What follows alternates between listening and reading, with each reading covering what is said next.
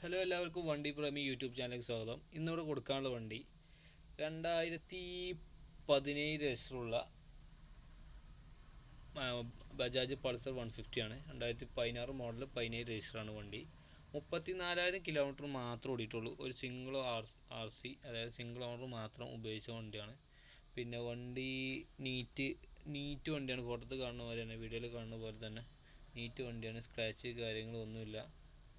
രണ്ട് ടയറും ഗുഡാണ്. അതിൽ ബാക്ക് ടയർ നല്ല പുതിയ ടയറാണ്. പേപ്പർ ഫുൾ ക്ലിയറാണ്. ഇൻഷൂർ കാര്യങ്ങൾ അതേമാതിരിയൊക്കെ ക്ലിയറാണ്.